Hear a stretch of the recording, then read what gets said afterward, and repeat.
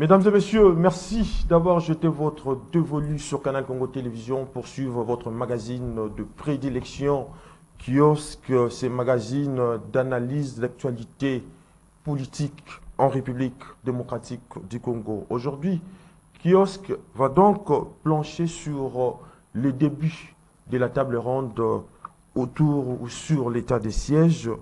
Comme vous le savez, l'état des sièges, c'est une mesure salutaire prise par le président de la République, Félix Antoine Tshisekedi Tshilombo, en vue de mettre fin à la présence des groupes armés dans la partie est du pays, conformément à l'article 144, alinéa 5 de la Constitution, pour une période de 15 jours prenant cours le 2 octobre 2022 dans les provinces de l'Ituri et du Nord Kivu. La prorogation de l'état des sièges proclamée par l'ordonnance numéro 21/015 du 3 mai 2023 est donc sujet à plusieurs contestations. Mais la question que l'on doit se poser de toutes nos lèvres ici est celle de savoir pourquoi la tenue de ces assises sur l'état des sièges. Faudra-t-il admettre que l'état des sièges n'a pas atteint ses objectifs conformément à l'article 144 alinéa 5 de la Constitution, ou soit les recommandations assorties vont donc permettre de baliser les chemins pour la levée de cette mesure prise par le président de la République. Analyse et commentaires à travers cette émission Kiosque. Et puis, à la fin, pour citer, nous allons donc aborder cette question sur la publication des résultats des examens d'État avec les conditionnalités des inspecteurs de l'enseignement qui exigent le paiement de leurs primes avant donc de publier le résultat des examens d'État. Pourquoi cette décision? Nous allons donc analyser cette problématique autour de cette émission. Comme invité, Christian Moleka, bonjour. Bonjour et merci beaucoup pour l'invitation. Je suis honoré d'être à nouveau sur ce plateau. J'ai été frappé par la grippe la semaine passée, donc ma voix n'est pas encore de retour comme d'habitude, mais voilà, on est quand même de retour.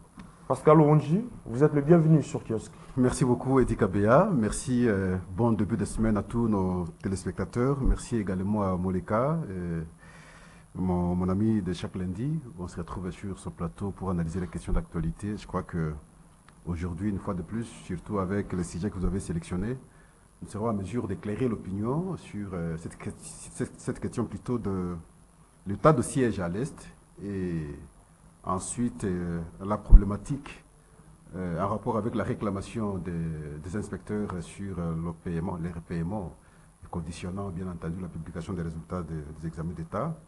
Et pour cela, nous disons merci et nous pensons que nous allons faire un bon exercice. Très bien. Moleka, je commence par vous.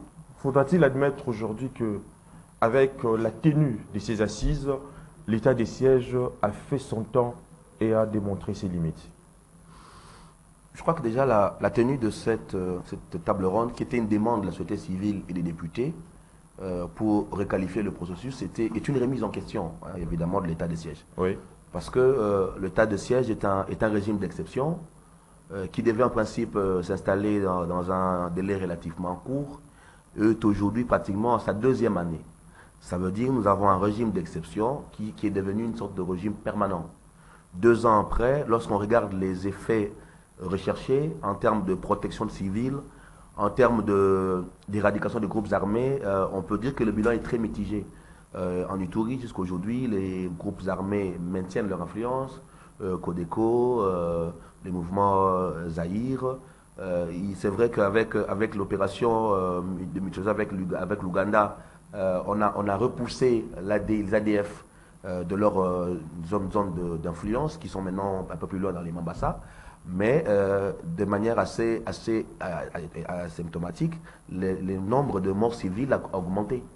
Après l'état de siège, on a plus de morts civiles qu'avant l'état de siège. Et donc il y a des raisons assez évidentes de se remettre en question et d'élever les options. À cela, il faut ajouter le fait que l'état de siège s'est accompagné d'un régime répressif, de restrictions assez fortes, à la fois contre les mouvements citoyens, contre les députés. Quand les députés de la Convention étaient arrêtés, les députés nationaux, Et de telle sorte que toute voix qui s'élevait pour protester contre ce mécanisme-là de répression a été violemment réprimée. On a même eu des cas de morts dans les mouvements citoyens, notamment les mouvements Lucha, parce que les gens se sont levés pour protester contre l'état de siège. Et je voulais ajouter, et puis peut-être à la fin, le fait que nous sommes en train d'aller vers les élections. Oui. Et l'état de siège est un régime de restriction des libertés. Liberté d'expression, liberté d'association. On ne peut pas aller dans un contexte où on prépare les élections, dans un régime limitatif, où certaines personnes n'auront pas la possibilité de s'exprimer, d'organiser des manifestations. Et donc l'état de siège est un obstacle au processus électoral. Et je crois qu'il était quand même temps de requalifier, peut-être de restreindre le champ d'action dans les zones plus concernées, de permettre un retour du pouvoir civil et une ouverture de l'espace des libertés dans un contexte où on veut avoir des élections plus ou moins ouvertes. Mais c'est sur demande du président de la République, Félix-Antoine Tshisekedi Tshilombo, alors que lui-même avait dit que cette mesure ou cette décision d'exception telle que vous l'avez évoquée va prendre fin lorsque les motivations qui ont fait qu'il y ait la guerre va terminer. Pensez-vous qu'avec ces assises, le président de la République, ou soit le gouvernement congolais, va donc prendre la décision de lever d'emblée cette décision de l'état de siège? Mais il faut se poser comme question, l'état de siège se tient au Nord Kivu et en Ituri. Oui. Mais c'est pendant l'état de siège que le M23 est né. Comment on peut expliquer qu'au moment où la province est hyper militarisée, où on a une hiérarchie militaire, où on a énormément de moyens mis pour établir la paix, qu'est née une rébellion dans la même province? Ça veut dire qu'il faut que nous prenions le courage de nous remettre en question. Se remettre en question n'est pas une faiblesse. En matière de politique publique, se remettre en question, ce n'est pas une faiblesse. C'est-à-dire, nous avons pensé une stratégie qui a montré ses limites. Il faut prendre le courage politique de dire, cette stratégie a montré cette limite et il nous faut avancer. Faire de l'obstination, parce qu'on a pris une position et qu'on ne peut pas reculer, c'est contre-productif. Parce qu'en fait, in fine, on n'a pas les résultats souhaités ou voulus avoir. Ça veut dire qu'aujourd'hui, par exemple, si vous êtes au sud, au nord Kivu, on vous parle du mouvement Wazalendo. Les Wazalendo, c'est des mouvements armés. C'est des groupes armés, non? Oui. Est-ce que les Wazalendo ont été maîtrisés ou sont-ils en train de proliférer? Alors que l'état de siège avait pour mission de mettre fin aux groupes armés et de protéger les civils. L'inverse s'est produit, c'est-à-dire une prolifération de groupes armés, une influence du Codeco qui demeure, une montée des Wazalendo, une rébellion qui est entrée et une population qui est tout le temps tuée. Je crois qu'à un moment donné, il faut prendre le courage de se remettre en question. Et ensuite, il y a un contexte électoral qui vient. Comment va-t-on aller vers des élections dans une logique de restriction des libertés? Comment va-t-on aller dans les élections? Comment les gens vont battre campagne? Déjà les candidats présidents ou les candidats députés. Comment ils vont battre campagne dans un environnement de limitation d'expression? C'est compliqué. C'est-à-dire nous aurons soit un faux semblant de débat public dans cette région-là, donc pas de campagne électorale du tout, soit on accepte dans les contextes électoraux d'ouvrir et de ramener le pouvoir civil à sa place. Il y a un autre peut-être élément de fin, c'est que nous oublions la question du développement. Les autorités militaires d'exception étaient là pour répondre à un besoin sécuritaire. Oui. Mais en même temps, comment on fait le développement du nord et de l'Ituri avec des autorités militaires qui ne sont pas censées gouverner au sens développement? Ça fait 2 ans qu'on ne parle plus de développement au sens du nord et du sud Kivu. Les assemblées provinciales sont à l'arrêt, les gouverneurs sont en congé, et ceux qui sont là sont spécifiquement venus pour les questions sécuritaires. C'est pour ça que ça devait être quelque chose d'exceptionnel, c'est-à-dire de court terme, pour revenir à la normale. Mais avec la résistance de cette décision, pensez-vous que, ou faudra-t-il admettre aujourd'hui que c'est une stratégie, comme fut le cas avec la mise en place des commissaires généraux pour remplacer les gouverneurs qui sont élus normalement par les organes délibérants? Oui, mais cette stratégie servait à quoi? Parce que moi, j'ai comme le sentiment que ça a permis davantage à geler la contestation qui montait à l'Est avec tous les mouvements contre la MONUSCO, la population, à geler cette contestation et à mettre en quelque sorte dans le frigo toute la tension qui montait à l'Est. Ça a peut-être permis de mettre la pression économique sur les réseaux qui alimentaient certains pays voisins, mais fondamentalement, d'un point de vue sécuritaire, ça n'a pas donné les résultats recherchés. Parce qu'aujourd'hui, nous avons le M23 qui est né dans une province qui était sous état de siège. Ça veut dire militarisé, avec énormément de rassemblements militaires, avec des ressources qui ont été mises en place. Ça n'a pas empêché Bunagana de tomber. Ça veut dire qu'il faut qu'on prenne le courage de remettre en question certaines approches. Très bien. Pascal Oronji, je suis maintenant à vous Christian Molega pense qu'il faut une remise en question, mais bien que l'identification de ces états de siège postule en termes de solutions pour la paix, vous ne voyez pas qu'il y a une nécessité de la vie internationale pour empêcher ou éradiquer les réseaux criminels transnationaux de la guerre. Par là, vous ne voyez pas que l'État, en tant qu'unité active, est ici interpellé. Oui, mais effectivement, il faut commencer d'abord par des structures internes. Ici, nous sommes à l'interne. Oui. L'international, à travers la diplomatie, et on verra comment trouver des solutions. Cela a échoué avec la cas, résistance de la guerre. Oui. On a été organisés, on a été à Nairobi, on a été en Angola, on a été dans le cadre international, il y a des échanges qui ont eu lieu. J'ai suivi, moi, qui a parlé de la rébellion. Non, le M23 n'est pas une rébellion. Nous, Congolais, ne pouvons pas le dire ainsi. Il s'agit de l'agression. Oui. Et il faut dire comment ils sont revenus, une fois de plus, sur le sol congolais. Je ne veux pas ici rappeler les différents textes qui ont été signés la fois passée, qui avaient hypothéqué notre pays. Et la dernière, c'est la déclaration de Nairobi, le 12 décembre 2013, Oui. où on a signé cette déclaration devant le secrétaire général des Nations Unies. Et vous savez, notre constitution le dit, le texte signé ou les accords traités signés à l'international ont une prédominance sur notre constitution. Voilà maintenant, lorsqu'on a décrété l'état de siège, le Rwanda s'est senti, en tout cas, un peu étouffé économiquement, et voilà, il fallait activer rapidement. Et ces éléments, ils sont venus au Congo, et aujourd'hui, ils exploitent, ils ont occupé des espaces pendant longtemps. Et ce qui a motivé plus le M23 à revenir encore sur le sol congolais, c'était cette histoire de l'état de siège. Parce que ça n'a pas permis finalement au Rwanda d'exploiter sur les mines qu'il exploitait pendant un moment. Alors il a fallu rapidement trouver solution pour que son économie ne souffre pas. Et c'est comme ça que le M23 est entré. Mais il y a une question fondamentale à réfléchir sur cette question. Si nous n'avons pas été à mesure, si nous ne sommes pas à mesure d'éradiquer les groupes armés pendant que nous avons aligné et les militaires et les policiers, Oui. serons-nous à mesure de résoudre cette question lorsque nous allons encore remettre les civils? Ça nécessite une bonne lecture. Si les militaires et les policiers semblent échouer, si c'est cela la vie, est-ce qu'avec les civils, ça va facilement réussir? Mais je veux rappeler ici que du 19 au 23 juin, il y a eu des assises sur les préparatifs de cette table ronde. Il fallait réfléchir sur qui va composer, qui va participer. Et qu'est-ce que nous allons échanger substantiellement? Et une fois, par exemple, que l'Assemblée plutôt prenait l'option de mettre un terme, n'est-ce pas, à cet état de siège, comment le chef de l'État va prendre comme position pour lever maintenant cette option? Il est évident que les résolutions issues de cette table ronde seront présentées au chef de l'État pour appréciation et décision finale. Oui. Mais je sais, lorsque vous aviez compris, même Monica vous l'a dit, la société civile, les parlementaires de l'Est veulent qu'on mette un terme à l'état de siège. Et donc, carrément, on peut même anticiper la décision, dire que, à l'issue de cette table ronde, le souhait des Congolais sera de lever l'état de siège. Donc le chef de l'État sera maintenant obligé de suivre la voix de la population, la voix de la majorité, surtout de la population de l'Est, qui voudra qu'on lève l'état de siège. Il va lever l'état de siège. Mais maintenant, c'est la réorganisation. Oui. La deuxième étape, il ne faudrait pas qu'on connaisse le pire que ce que nous connaissons aujourd'hui. Je le dis pourquoi? Parce qu'à l'Assemblée nationale, vous le savez, et dit, j'ai passé beaucoup de temps avec vous à l'Assemblée nationale. Qu'est-ce qu'on n'a pas accusé les députés de l'Est? Sinon, ils sont complices. Ils sont complices. Oui. Ils ont des groupes armés, ainsi de suite. Et à un certain moment, ils se sont sentis un peu coincés avec l'état de siège.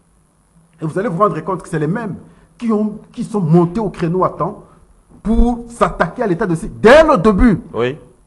Mais j'imagine qu'ils ont l'agenda. Je suis très d'accord avec Moleka, parce que l'état de siège ne peut pas s'étaler indéfiniment. Il y a un temps, oui, mais en même temps, il faut réfléchir, parce que les tireurs de ficelles sont là. Ce sont eux qui veulent à tout prix qu'on lève l'état de siège. Mais Pascal Ouonji, vous ne voyez pas que c'est dans cette optique qu'il faut aussi comprendre que le monde de la guerre est devenu un monde dangereux. Parce que si la bipolarité structurelle d'autrefois aurait permis que les conflits identitaires ou nationaux qui bouillonnent sur la surface des États issus de la colonisation soient étouffés, mais aujourd'hui, il n'en est pas ainsi. On parle d'abord, il y avait une guerre asymétrique, non conventionnelle, avec l'installation de l'État des sièges, comme l'a dit Moleka, les différents problèmes qui se posent au sein, entre autres le fait de restreindre la liberté d'expression. Oui. Toutes ces questions, vous ne voyez pas que ça laisse beaucoup à désirer? Non, mais parce que dans ce que nous avons comme problème à l'Est, Oui. au-delà de la guerre, nous avons un défi du développement en même temps. Les autres prennent un prétexte, ce qui nous agresse souvent. Il y a des espaces vides. Nous ne sommes pas nombreux. Enfin, nous sommes très nombreux. Le Congo, il y a beaucoup d'espaces vides. Nous pouvons maintenant envoyer nos gens habiter le Congo parce qu'il y a des espaces vides. Donc, la question du développement, c'est une question fondamentale. La guerre, à un certain niveau, surtout à cette partie de l'Est, c'est aussi une question de développement. Nous avons tout comme ressources. Oui. Quelle est la capacité, le prévalu que nous avons pour transformer ce que nous avons en bonheur de nos citoyens, en bonheur de notre pays? Et lorsque les autres constatent que nous ne fournissons pas cet effort, et voilà pourquoi parfois ils tentent de marcher sur nous, ils tentent de s'imposer sur nous. Alors maintenant, c'est dans la prise de conscience, et par les dirigeants, et par la population, dans la conjugaison des efforts, que nous allons maintenant défier quiconque. La question du développement est au centre. Oui. On peut réfléchir. La sécurité, oui. Mais après la sécurité, c'est le développement. Si on était suffisamment développé dans cette partie de l'Est, personne n'oserait d'entrer. Nous avons tout, mais nous manquons tout à l'Est. Question de voir les villages qu'on attaque, qui sont assis sur les mines d'or, les conditions, les constructions, la vie des gens, et vous allez vous dire, mais finalement c'est quoi? Il y a une contradiction absolue. La question est fondamentale, la question est philosophique, la question est citoyenne, c'est celle que vous avez posée là, mais ça nous interpelle. Oui. C'est à nous maintenant de comprendre que, oui, d'un côté, nous parlons de l'état de siège, parce qu'il fallait pacifier la partie, il fallait retrouver la paix. Mais de l'autre côté, il faut penser au développement. Dans le cadre du développement, j'ai suivi même d'autres raisons aller plus loin pour dire qu'il faut aussi auditer la gestion de ces mandataires pendant tout le temps de l'état de siège. Le gouvernement militaire. Oui, ils ont eu l'argent, on suppose qu'ils pouvaient gérer le pays pour retrouver la paix. J'ai suivi certains points de vue, certains militaires s'entreaccusaient. Tel colonel accuse tel général qu'il aurait donné les armes à tel groupe armé. Et donc tout ça, il faudrait qu'on mette au clair pour savoir qui est sérieux, qui a travaillé pour le pays, qui a trahi le pays. Oui. Et à ce moment-là, les travaux de la table ronde pourront cette fois-là avoir un sens, permettre au chef de l'État de tirer des bonnes conclusions et apprécier ce qu'on devra faire après. Christian Moleka, je reviens à vous. Pascal Orondier a dit qu'il y a eu quand même des avancées sur cette décision de l'état des sièges, notamment en termes de l'exploitation de nos minéraux. Et aujourd'hui, cela n'est pas le cas, c'est là un peu diminué.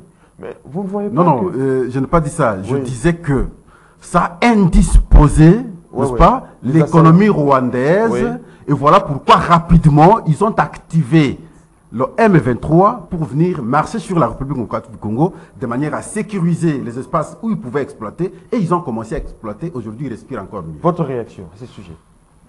Bon, je ne partage pas cette logique des choses. Oui. Le rapport sur l'état de siège qui a été discuté au Parlement a démontré que d'un point de vue opérationnel, l'armée congolaise déployée dans les centres de siège n'opérait que 30% des mouvements offensifs. 70% des mouvements étaient des mouvements défensifs. Ça veut dire que ce sont les groupes armés qui attaquaient et la main congolaise repoussée. 70% des mouvements défensifs et 30% seulement des mouvements offensifs. Là, c'est le rapport discuté au Parlement.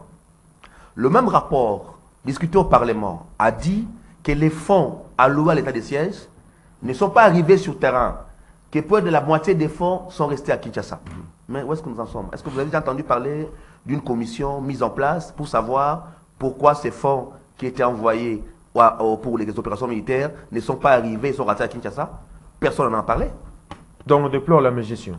Personne n'en a parlé. C'est un rapport parlementaire. C'est discuté au Parlement. Oui. Mais après, il y a eu quoi? Après, il n'y a eu rien. Mais comment voulez-vous avoir de l'efficacité lorsque vous avez une armée qui est défensive? On ne peut pas ramener la paix avec une armée qui est défensive. On ramène la paix avec une armée qui va rétablir l'ordre et qui est donc offensive. Or, l'état de siège, c'est essentiellement des mécanismes défensifs. Une armée qui répond aux attaques des groupes armés. Et les rapports l'attestent. Deuxièmement, mais à côté de ce volet militaire au terrain, il y a un deuxième volet qui a été mis en place pour accompagner l'état de siège. C'est le programme PDDRSS. Est-ce qu'on peut évaluer l'efficacité de ce programme? D'abord son financement.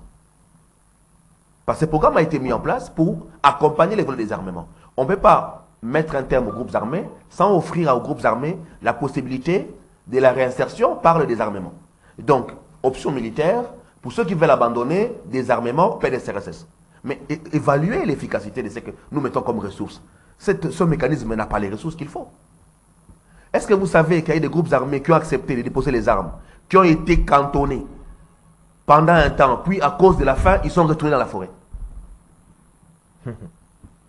Les mouvements NDC, par exemple.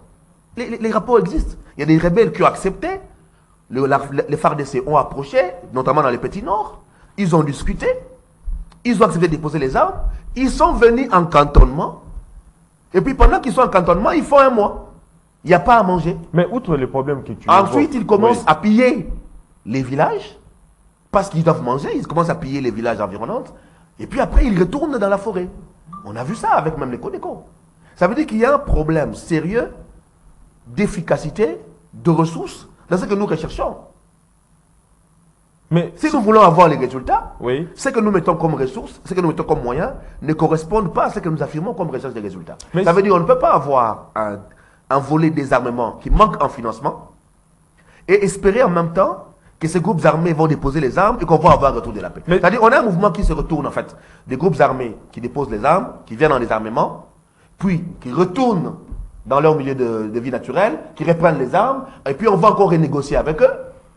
Mais Christian Moleka, s'il faut paraphraser Pascal Ouonji, si les militaires n'ont pas arrivé à résoudre ces problèmes, pensez-vous que si on remet l'administration aux civils, les civils vont être à même d'endiguer cette problématique? Mais qui vous dit que le retour des civils veut dire la disparition des militaires? Non. Mais parce qu'il y a des régions militaires, parce qu'il y a une opération militaire qui continue, parce qu'il y a des opérations spéciales qui sont menées.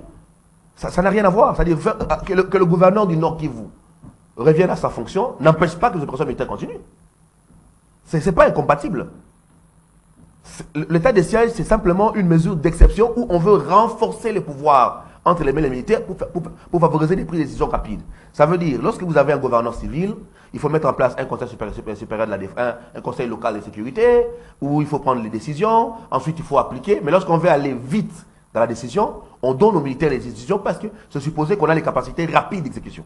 Mais justement, c'est lié à un temps court. Et ramener les pouvoirs aux civils ne veut pas dire que les militaires disparaissent. Ça veut dire que la région militaire du Nord Kivu demeure. Le commandant des opérations, ça peut s'appeler Sokola, ça peut s'appeler Roudia, les opérations demeurent. Les commandants des opérations sont là. Ce n'est pas incompatible. Le problème, c'est l'autorité de l'État. Notre vrai problème, c'est que l'État est déliquescent. Est-ce que vous savez que la territoriale est un élément de sécurité? Oui. Mais comment nous nommons la territoriale chez nous? Comment nous nommons la territoriale chez nous? Nous nommons des militants. C'est-à-dire, nous ne pouvons pas vouloir de la paix dans la durée sans travailler à la refondation de l'État. Il nous faut refonder l'État. Et l'État, c'est la petite territoriale, l'administration, les éléments de puissance de l'armée. Il faut retravailler à refonder l'armée, les renseignements militaires. Il faut travailler à les renseignements militaires. Mais ce sont des choses de fond, ça ne peut pas se faire à court terme. Donc si nous voulons faire ces choses de fond, ça va dépasser les limites et les contraintes d'état de siège, qui est légal et limité dans le temps. Donc il nous faut revenir à une forme normale et travailler à profondeur dans les réformes. Je vais peut-être terminer par là. Oui. Il y a ce qu'on appelle la guerre longue. Au Congo, nous sommes en face de ce qu'on appelle la guerre longue. Et si vous regardez dans l'histoire des guerres dans le monde, les guerres longues sont souvent liées à un problème de terre. Et ce que les Congolais peut-être ne voient pas, c'est que notre guerre est liée à un problème territorial qui ne dit pas son nom. C'est-à-dire qu'il y a une volonté de balkanisation, de prise de terre. Et donc c'est une guerre dans la durée, parce que c'est déstabilisation, déplacement de la population, transhumance. Donc quand on fait la guerre, les gens se déplacent, quelques temps après vous remarquez qu'il y a des gens qui sont venus, qui ont remplacé les autochtones, et vous reculez encore, vous n'allez pas les chasser. C'est une guerre longue. Cette guerre longue-là, nous n'allons pas la finir par l'état de siège. Parce que ça fait plus de 20 ans que nous sommes dans cette guerre-là. Cette guerre-là a une structuration économique, elle a des relais diplomatiques, elle a des relais régionaux, elle a des acteurs locaux qui participent. Ça ne peut pas se limiter uniquement dans l'état de siège comme seule solution. C'est un outil de solution, mais il faut l'élargir à la réforme de l'État, à un travail de structuration des profondeurs, à un travail diplomatique, un travail économique. Couper les réseaux économiques, c'est aussi retourner l'économie vers l'intérieur. Est-ce que vous savez que quand vous êtes par exemple en Ituri, les gens consomment le shilling ougandais, pas les francs congolais? L'économie en Ituri est tournée vers l'Est, vers les pays voisins, l'Ouganda. Les gens consomment le shilling. La monnaie locale n'a pas de l'influence, mais parce qu'il n'y a pas de connexion. Donc ramener la paix en Ituri, c'est aussi construire les routes pour ramener l'économie à l'intérieur et permettre que cette richesse-là ne tourne pas vers les pays voisins. Par contre, ce que nous avons vu avec l'état de siège, c'est quoi? C'est que l'Ouganda construit une route qui relie Kasindi en Ouganda et qui renforce le fait que notre économie est tournée vers l'Est. Donc, nous devons trouver, on ne peut pas trouver des solutions à des problèmes de long terme en travaillant sur le conjoncturel. L'état de siège, c'est un élément conjoncturel, mais il nous faut aller vers des mesures structurelles pour trouver des solutions à long terme. Mais il faut aller vers des mesures structurelles, bien sûr, mais étant donné que cette dynamique opérationnelle demeure et que les opérations militaires se poursuivent en vue de l'anéantissement de forces négatives, vous ne voyez pas qu'il est éché d'autoriser toujours cet état de siège, enfin, d'endiguer tant soit peu cette problématique? On peut requalifier l'état de siège. Ça veut dire quoi? Ça veut dire, par exemple, dans la province de l'Ituri, les questions aujourd'hui de sécurité se posent à Mambasa, par exemple. Et donc, l'ère opérationnelle peut être redéfinie par rapport à la réalité sur le terrain. On l'a vu lorsque l'état d'urgence a été mené en 2003 avec l'opération Artemis. Vous vous rappelez? Dans ces pays, nous avons eu l'état d'urgence entre 2002 et 2003 avec l'intervention européenne et française de l'Artemis, en Ituri toujours. Mais ce n'est pas toute la province qui a été concernée. On a mis en place l'état d'urgence dans une zone bien délimitée. L'opération Artemis a été menée. C'est à la suite de l'opération Artemis qu'on a eu les fameuses histoires de Thomas Lubanga et tout le reste. Et après, Artemis a pris fin. Ça veut dire qu'on peut requalifier territorialement l'état de siège pour dire, voilà, dans l'Ituri, par exemple, on a l'ère opérationnelle a été redéfinie. On remet en place le pouvoir civil dans la province. On définit l'ère opérationnelle où l'état de siège continue.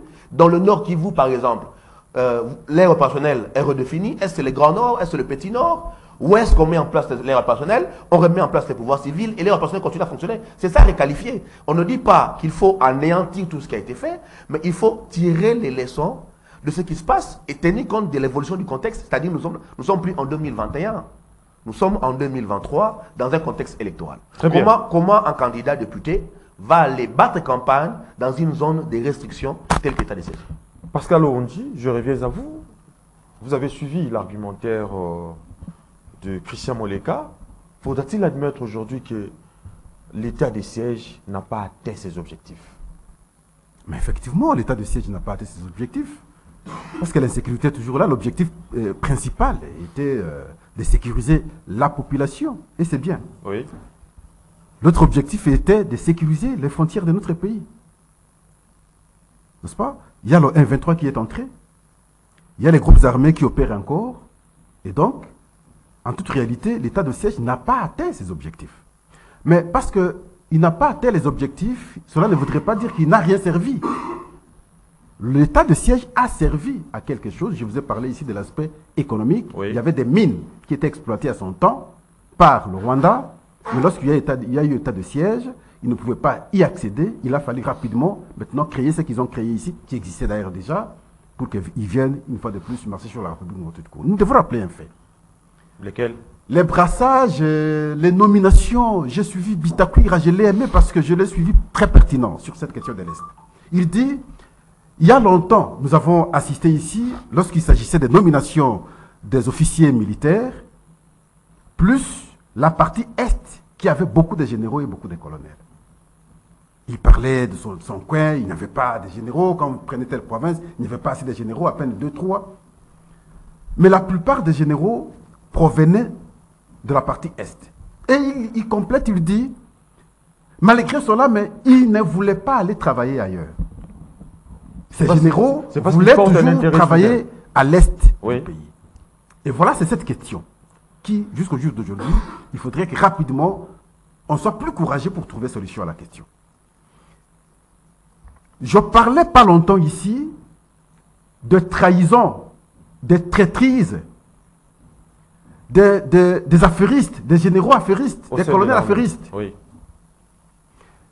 Il y a dotation militaire à partir de Kinshasa, munitions, habits, tenues alors, mais au lieu d'acheminer vers les militaires au front, lui va désorienter cela pour ses intérêts.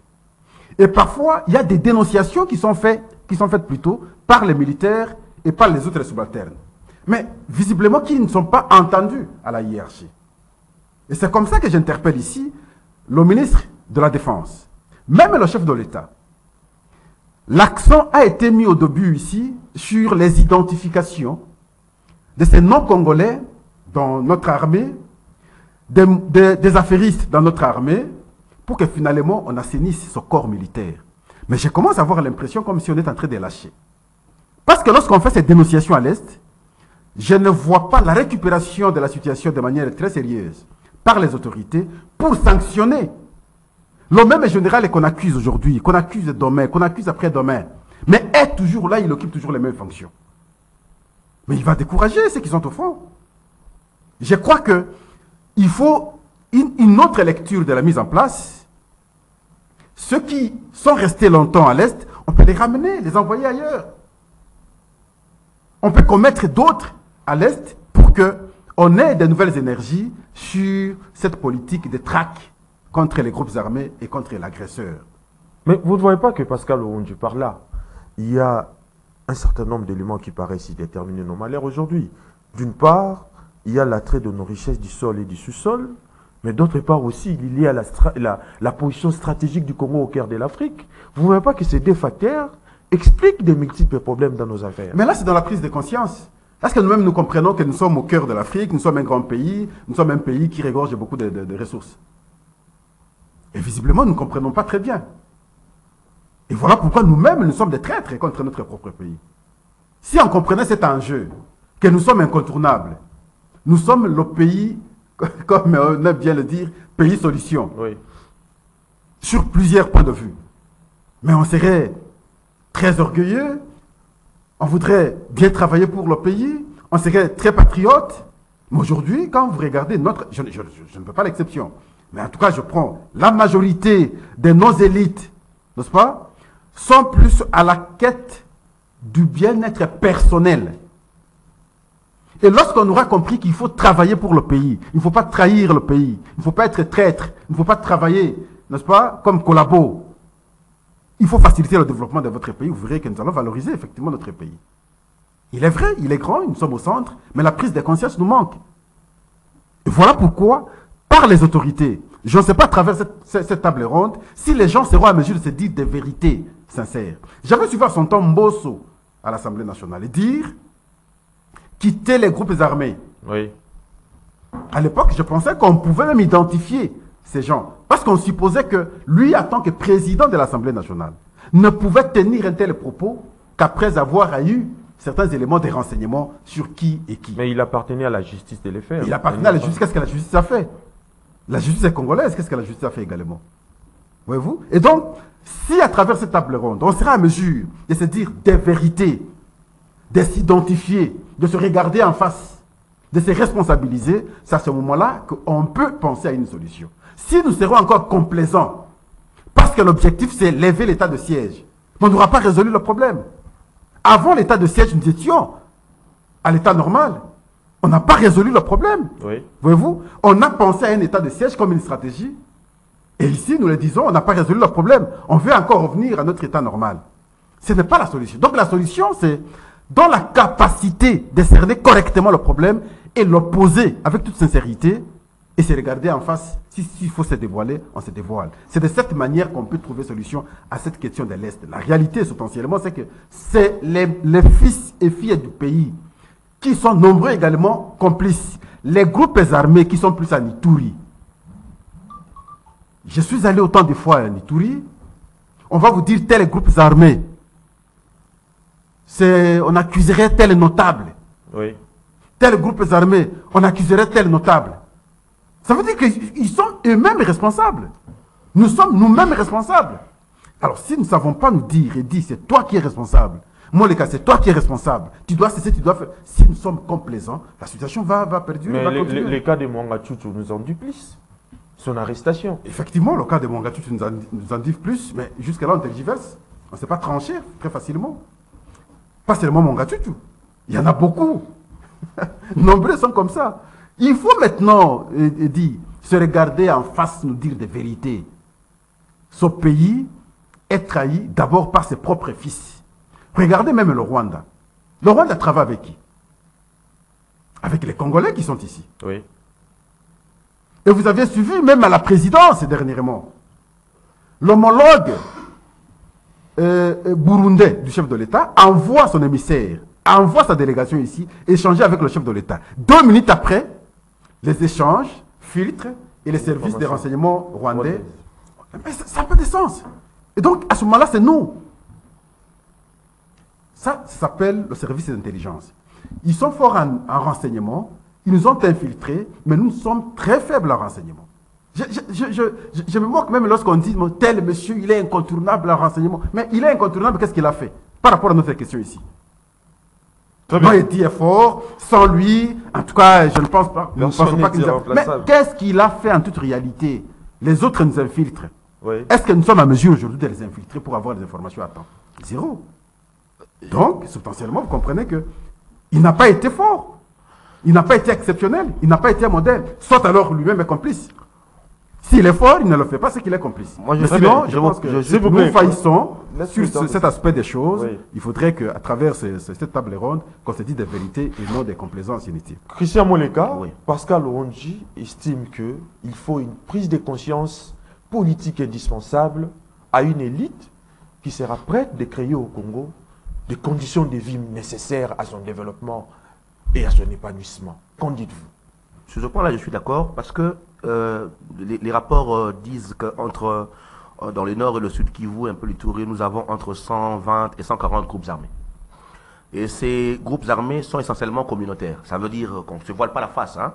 Il y a un groupe armé proche de la communauté Lindou, il y a un groupe armé proche des Ema, il y a un groupe armé proche des Bembe, il y a un groupe armé, tout ce que nous appelons Maï Maï, ce sont des groupes communautaires. Et donc les leaders communautaires ne sont pas très loin de comprendre et de connaître ces leaders-là parce que ce sont des fils du village, ce sont des petits qu'on a connus, avec qui on a grandi ou qu'on a étudié et qui ont pris les armes sur la forêt. Ce sont des enfants de la communauté. Et donc pas seulement les politiques, les gens de la communauté les connaissent. Mais le problème sur lequel, c'est que ces gens de la communauté estiment qu'ils défendent leur territoire. En fait, nous sommes à un certain niveau dans ce qu'on appelle la guerre des territoires.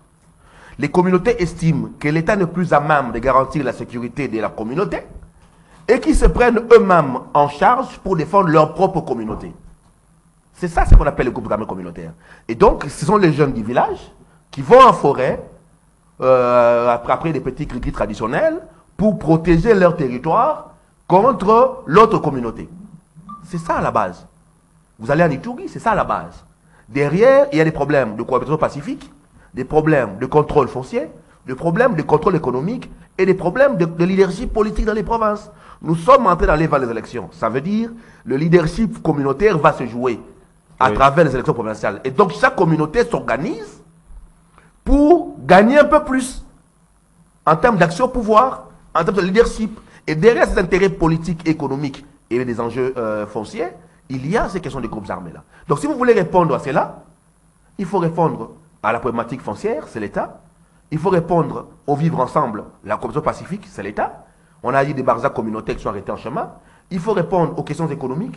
Ça veut dire comment donner à ces jeunes-là d'autres issues que l'arme pour répondre à la vie. C'est l'État. Et c'est pourquoi moi je dis que le vrai problème, c'est l'État. Nous avons tué l'État depuis fort longtemps. Et si nous sommes arrivés au brassage, mais c'est parce que nous avons tué l'État. L'État a été incapable d'avoir le monopole de puissance. Et l'État a été amené à négocier. Ça veut dire, on a dit dans ces pays qu'il n'y avait pas une armée régulière où on devait intégrer les rebelles, mais on devait recréer une armée nationale par le brassage.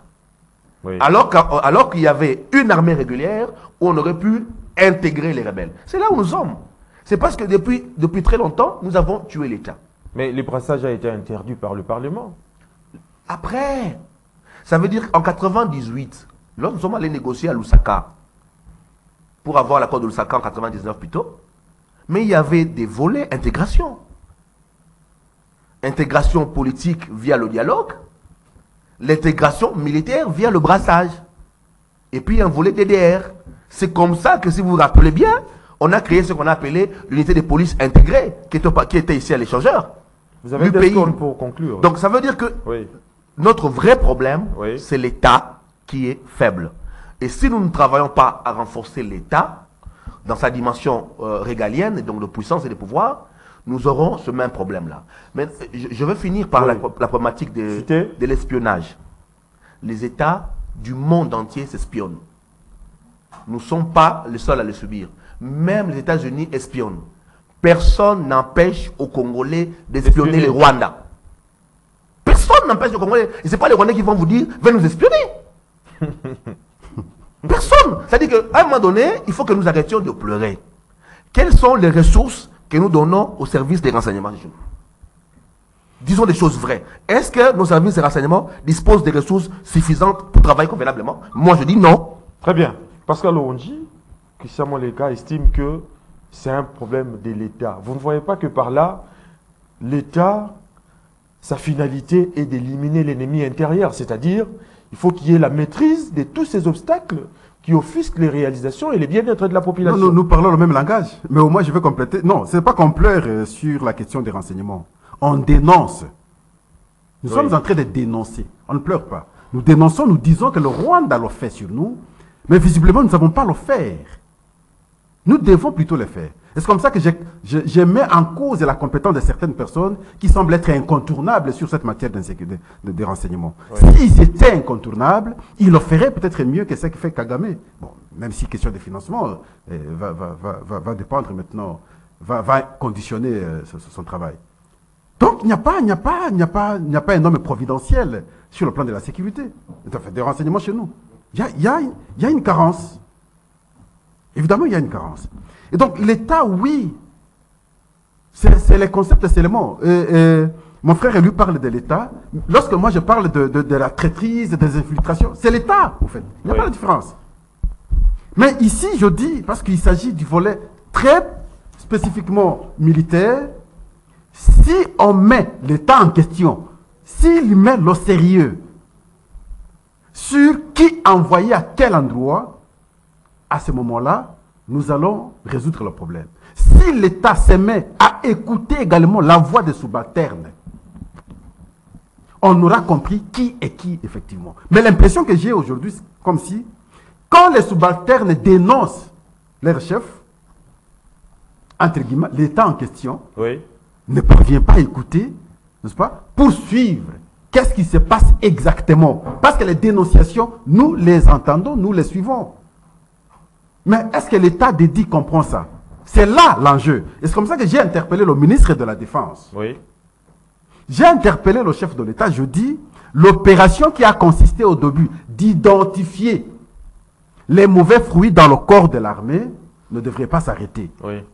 Il faut maintenant refaire la mise en place. Ceux qui sont restés longtemps à l'Est, il faut les muter vers d'autres provinces. Il faut prendre d'autres, les envoyer à l'Est.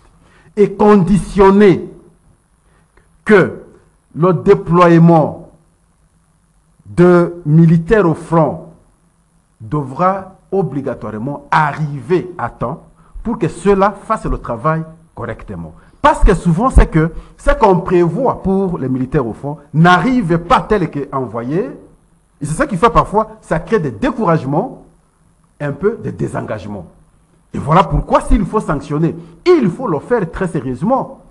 Alors maintenant, il faut revisiter l'histoire parce que nous parlons de brassage, parce que nous avons fait ça. Oui. On a intégré même les... Excusez, même les non-congolais.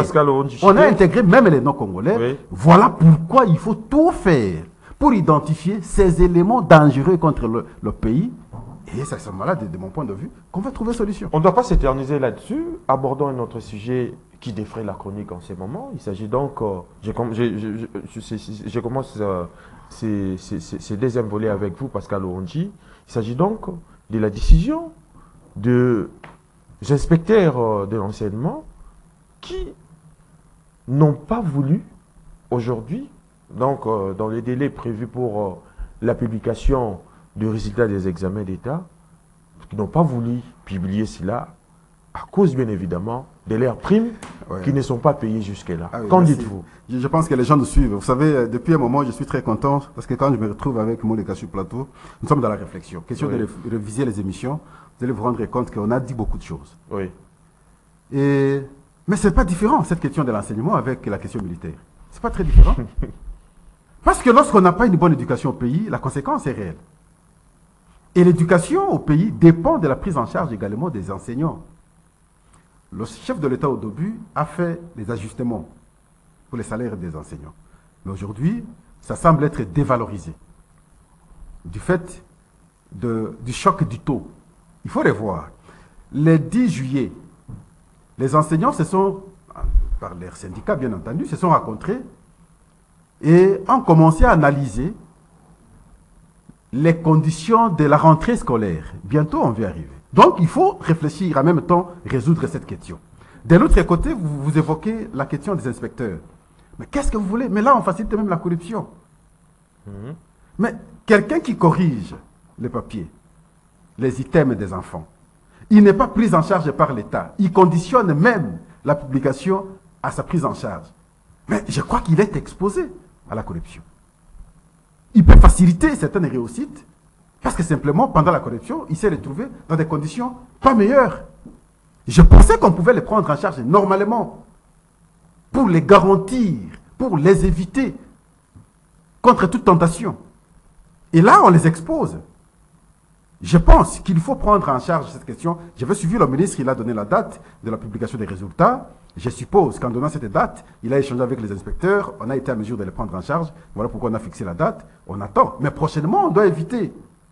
Qu'est-ce qu'on ne déplore pas dans nos universités aujourd'hui? Parce que les enseignants ne sont pas bien payés. Et vous verrez, même un professeur, moi j'ai fait l'université, c'est l'université de Kinshasa, je n'ai pas eu, si c'est une fois, peut-être deux fois, je n'ai pas eu l'occasion d'échanger facilement avec un professeur. Mais aujourd'hui, qu'est-ce qu'on ne constate pas? Un professeur qui échange avec une étudiante, avec un étudiant, comme des amis. Pourquoi? Parce que parfois, il reçoit des miettes de la part de l'étudiant ou de l'étudiante.